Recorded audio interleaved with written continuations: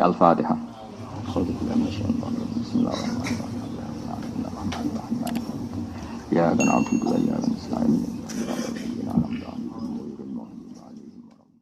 Mari kita teruskan pengajian tafsir Universitas Islam Indonesia. Untuk hari ini dimulai dari ayat 6. Di dalam Al-Quran dijelaskan bahwa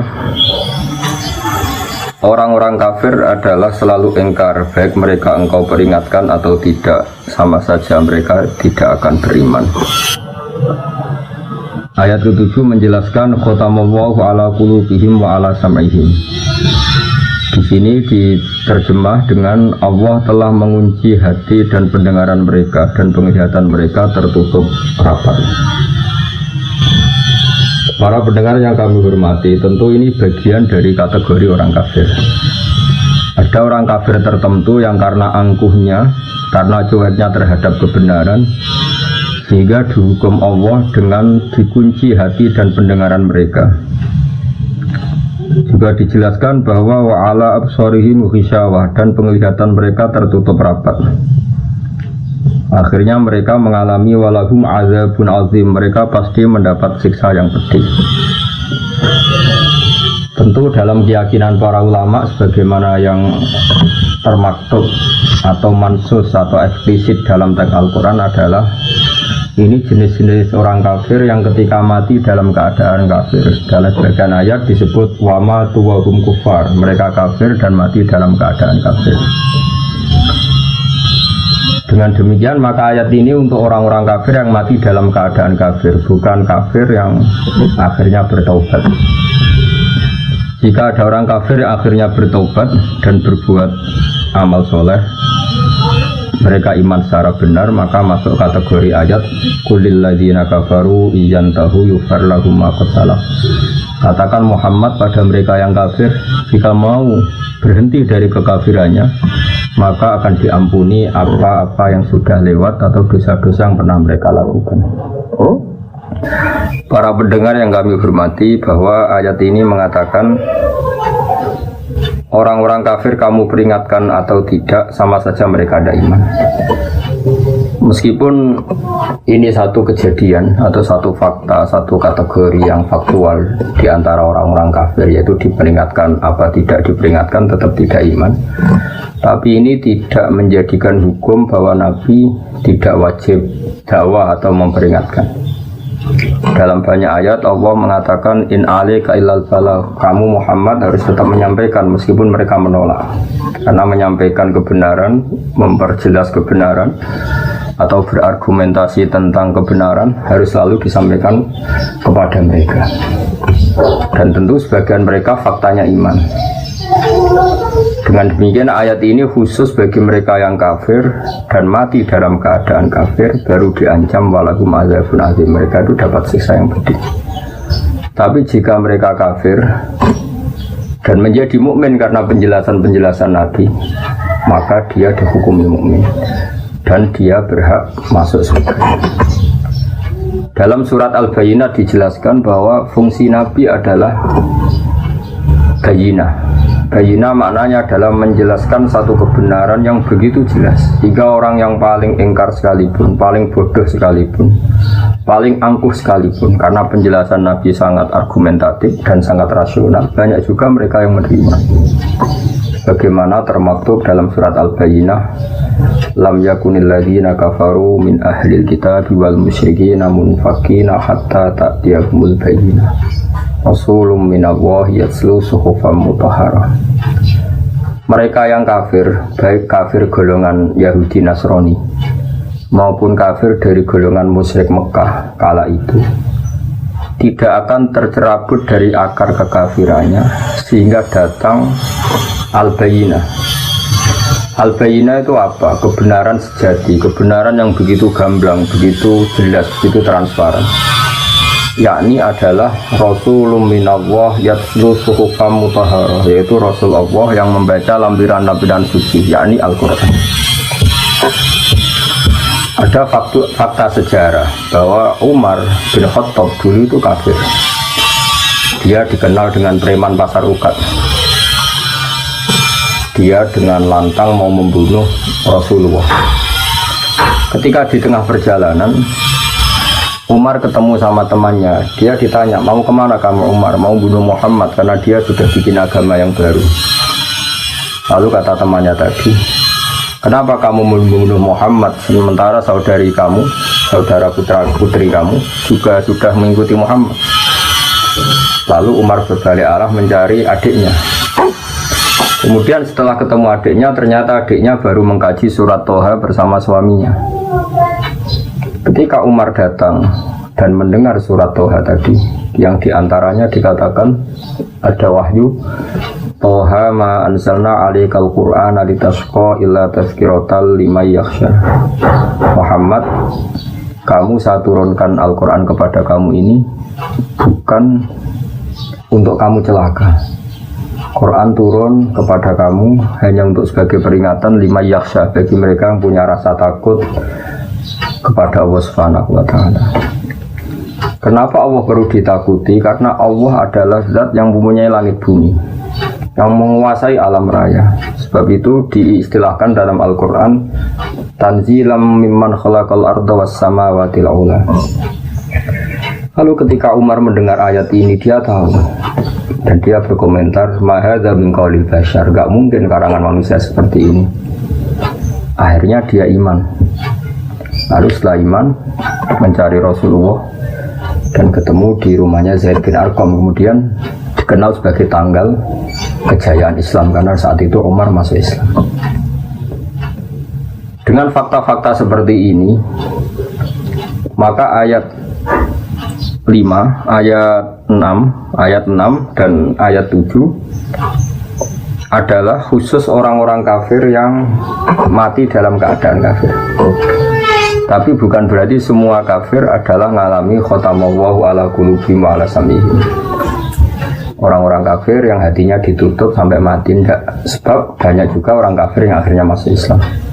Yang masyhur dalam sejarah ada Sayyidina Umar bin Khattab, ada Khalid bin Walid, ada putra Abu Jahal, Ikrimah bin Abi Jahal, ada Abi Sufyan, masih banyak lagi kafir-kafir Quraisy yang akhirnya masuk Islam.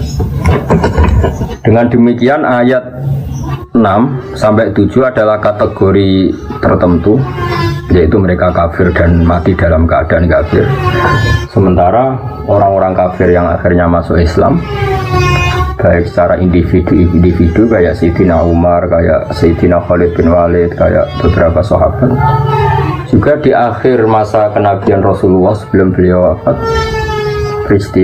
tepatnya peristiwa Fathi Mekah, ketika Mekah dikuasai Rasulullah, adalah ada gelombang di mana orang kafir secara massal masuk Islam, yaitu yang disebut dalam surat Fatah, idza jaa nasrullahi wal fathu wa ra'aitan nasa yadkhuluna fi dinillahi afwaja.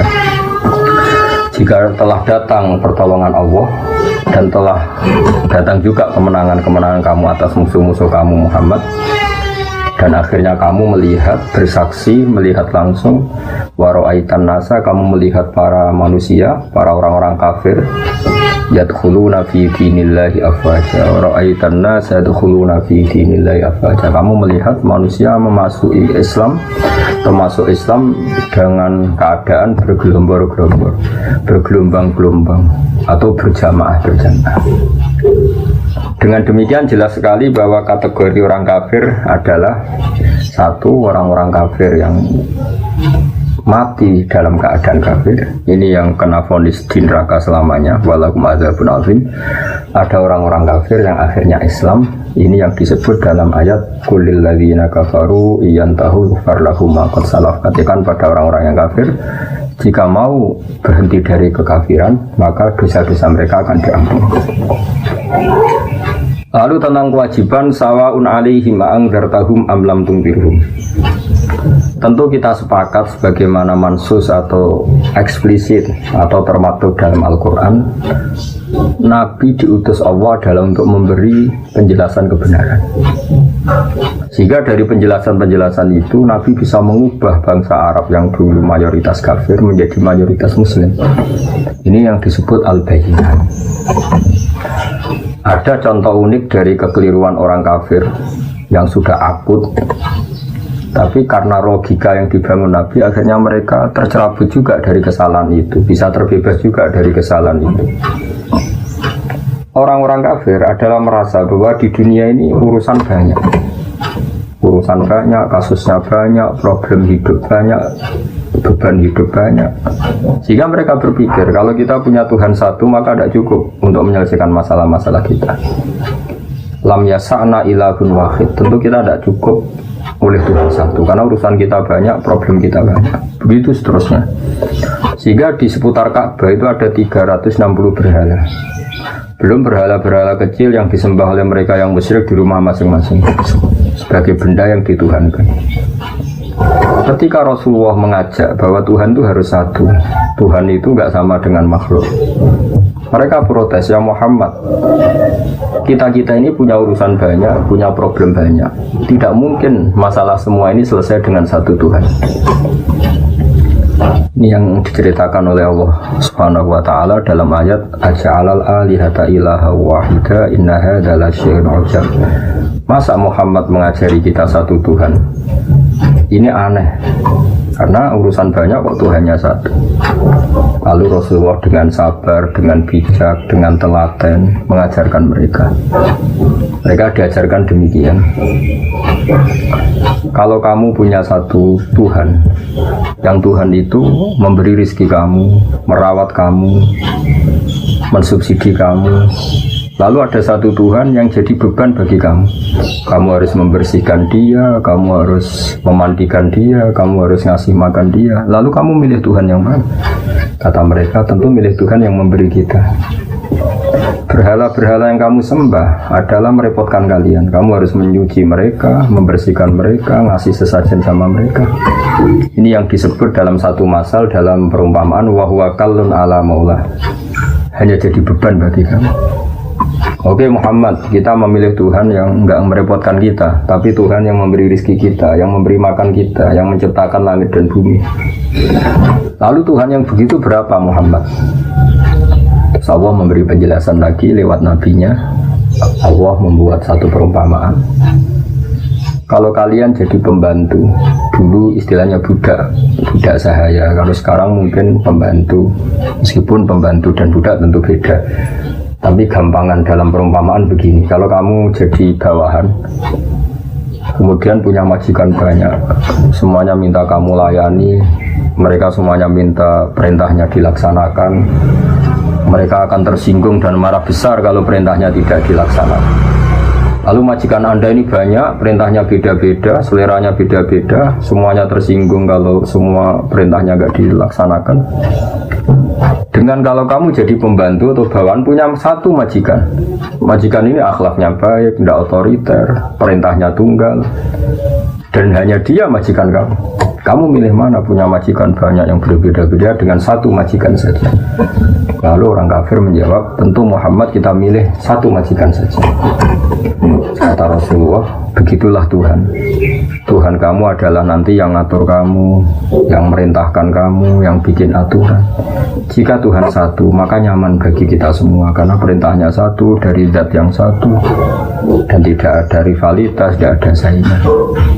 Ini yang dimaksud dalam ayat Dorobawahu mathalar rojulan fihi syuraka mutasyakisuna wa rojulan salamal lirojul hal yastawiyani masalah. Coba Anda logika, Anda angan-angan, Anda pikirkan bagaimana kalau ada seorang lelaki yang jadi bawahan, kemudian dia punya majikan banyak, yang seleranya beda-beda, yang perintahnya beda-beda, semuanya minta dilayani, semuanya memerintahkan untuk ditaati. Tentu ini akan membingungkan sang bawahan karena perintahnya beda-beda. Lalu dibanding dengan satu pembantu atau bawahan yang punya satu majikan, lalu Anda milih mana? Mereka sepakat milih satu majikan. Akhirnya mereka sadar bahwa punya Tuhan banyak itu menjadi repot, menjadi problem, menjadi masalah.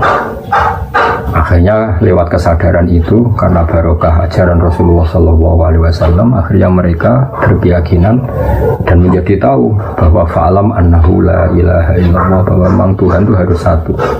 Di sini yang dimaksud al-bayyinah. Maka pemirsa yang kami hormati, pendengar yang kami cintai, kita jangan bosan-bosan membuat argumentasi ilmiah yang memastikan bahwa Tuhan itu satu dan Tuhan adalah ala kulli syai'in qadir. Ini yang dimaksud dengan al-bayyinah, satu kejelasan, satu kebenaran yang begitu gamblang, begitu jelas sampai semua orang itu menjadi tahu. Ketika kebenaran begitu jelas, begitu gamblang oleh logika yang paling sederhana sampai logika yang paling serius, ini disebut al-bayyinah. Sebab itu Allah mengajari semua nabi adalah dengan hujjah, argumentasi ilmiah. Maka dalam banyak ayat disebut watilka hujjatuna atainaha Ibrahim ala qaum. Ada keyakinan orang kafir saat Nabi Ibrahim bahwa berhala itu memberi manfaat. Mereka menyembahnya, mereka memberi sesajen, mereka memuja-muja. Suatu saat di hari besar mereka, semuanya paginya mau datang ke berhala itu di satu area khusus. Lalu malamnya sebelum ada acara, Nabi Ibrahim memangkas semua berhala-berhala kecil dan kapaknya dikalungkan sama berhala paling besar. Lalu paginya geger mereka akhirnya lewat identifikasi sosial akhirnya tahu bahwa pasti pelakunya Ibrahim, karena selama ini yang menentang kita nyembah berhala itu Ibrahim. Ditanyalah Ibrahim, kamu yang memotongi berhala-berhala kecil ini? Kata Ibrahim, tidak, tentu yang motongi yang bawa kapak. Kata mereka, ini hanya berhala, gak mungkin bisa motongi, bisa merusak berhala-berhala kecil. Nah, di sini logika mereka kelihatan keliru. Kalau kamu yakin gak bisa motongi berhala-berhala kecil, kenapa kamu yakin dia Tuhan? Tuhan itu harusnya bisa melakukan sesuatu, bisa berikhtiar, bisa membuat langit bumi macam-macam. Ini hanya berhala. Akhirnya mereka sadar bahwa mereka salah. Ini yang disebut hujjah. Sebab itu para pendengar yang kami hormati, kita jangan bosan punya logika-logika atau argumentasi ilmiah yang menjadikan umat manusia selalu dalam keadaan tauhid.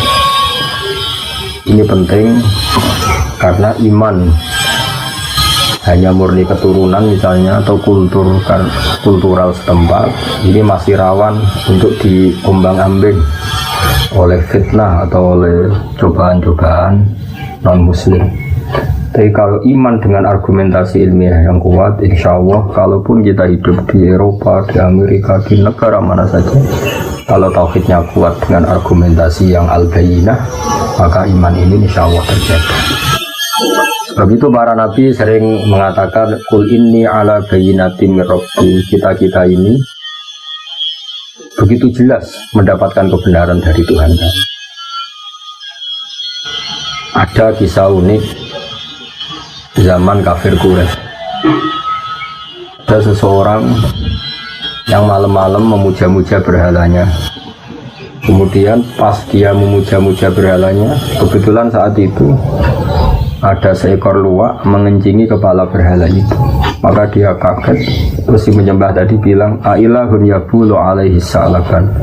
Masa ini Tuhan kok dikencingi luwak? Terus dia sadar dan iman. Sehingga hemat kami para pendengar bahwa latihlah terus logika beriman, logika bahwa Allah satu, Tuhan satu. Sebab ini satu logika yang paling final, logika yang paling final dan paling mudah diterima oleh akal sehat.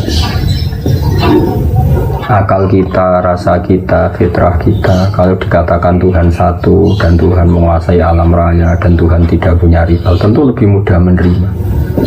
Sehingga disebut agama ini fitratallahi allati fataran nasa 'alaiha. Selain logika ini tentu akan mengundang pertanyaan-pertanyaan terus yang lebih ekstrim. Misalnya logika Tuhan tiga, pasti pertanyaannya lalu tiga ini yang paling hebat siapa? Yang paling pertama siapa? Ini pertanyaan-pertanyaan yang nggak mungkin terjawab. Sehingga paling mudah di logika adalah Tuhan itu satu dan Tuhan tidak ada jenis yang sama, tidak ada yang sama, yang sejenis. Di sini terus kemudian orang-orang kafir tanya lagi, ya Muhammad, Tuhan kamu yang menarik itu, yang hebat itu, lalu sifatnya kayak apa? turunlah surat Qul huwallahu ahad Allahus samad lam yalid wa lam yulad wa lam yakul lahu kufuwan ahad. Tuhan kami ini juga Tuhan kalian, Tuhan sealam raya dan Tuhan yang sejati adalah Tuhan yang satu. Allahus samad dan Tuhan yang menjadi tujuan untuk kita lapuri masalah-masalah kita, Tuhan yang kita berdoa kepadanya setiap kita punya masalah. Lalu ciri Tuhan lagi adalah lam yalid wa lam yulad, dia tidak melahirkan juga tidak dilahirkan. Ini penting karena Tuhan adalah zat yang nggak mungkin ada kembarannya, sehingga kalau punya anak nanti tentu anak itu sejenis dengan bapak, padahal ini tidak mungkin dalam Tuhan, karena Tuhan adalah laisa kamitslihi syai'un, pasti tidak ada kembarannya. Karena Tuhan adalah zat yang azali, yang pertama, dan tentu punya sifat-sifat yang sama sekali berbeda dengan makhluk, yang oleh istilah para ulama disebut mukhalafatul hawadisi, pasti beda dengan makhluk. Kalau bahasa Quran menyebut laisa kamitslihi syai'un, pasti tidak ada padanya. Kemudian ayat ini ditutup walam yakul lahu kufuwan ahad, dan tak ada seorang pun yang akan menyamai Tuhan sampai kapanpun.